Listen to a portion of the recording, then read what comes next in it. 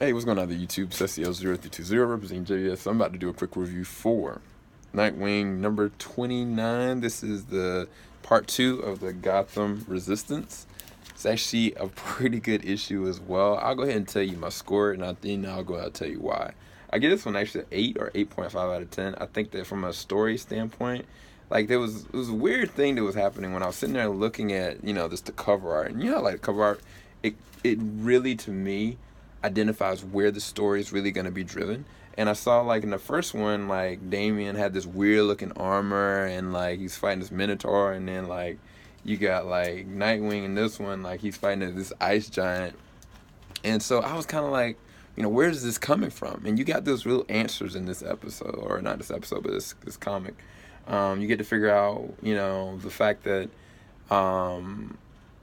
Dick Grayson was affected by nymph metal as well. Like, he had something in his tooth, and it was actually found out it was in his bloodstream. And in addition to that, he knew that the Court of Owls were trying to recruit him, just like they were trying to do Bruce, and make him a Talon. And it makes so much crazy sense, like how their worlds were intricately intertwined. Like, it was just such a beautiful symmetry. I don't know how they were able to interweave the writing like this, but it's all, from a continuity standpoint, it's just beautiful. Like, and even they make point of references, like you can go back to this comic to make reference to this moment, and like I love that about this, so because it makes you more invigorated about reading the other comics and seeing how they actually all tie together. But more than anything, the biggest and the best line of this, I didn't give you a number, I'm sorry, I give it 8.5, 8 or 8.5 out of 10.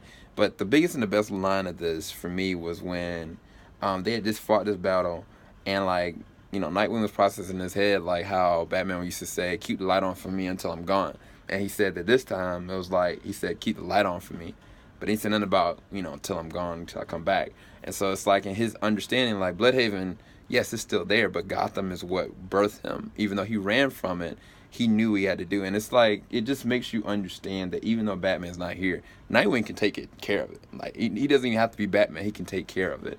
It's evident, that Damian can do what he needs to do, but Damian will kill you quick.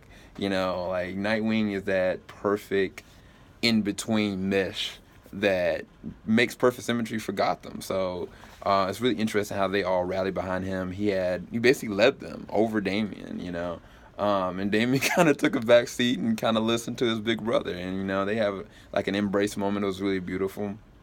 The other side of that, the Teen Titans, they got ambushed by these groups of freaking Joker clone Robins. And then all of a sudden, like, you see what I thought was Damian from Jump Street, like Damian of that universe. And sure enough, I think it is, because like he brings that horde onto them.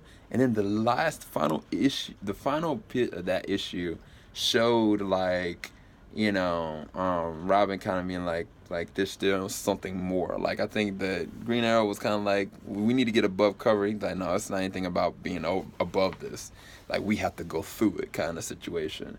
And then the next page showed, like, the craziest thing ever, where, like, this Damian, like, Joker knockoff goes and unlocks his cage, and it looks like all of them. It looks like freaking the Suicide Squad and the Teen Titans, because Suicide Squad and the Teen Titans, they met and intersected and they talked, and then that's when they got ambushed by all those, those Joker Robins, and now they look like literal glorified Joker zombies, and I don't know what they're gonna do. Like, I don't even know how powerful these people are, because the fact that all this is happening inside of Gotham because the Batman that laughs cards he's given to the villains, and the cards have so much power that makes somebody like Mr. Freeze like, man, dude, man, look like Kratos, you know what I'm saying? But the other crazier part of that, to me,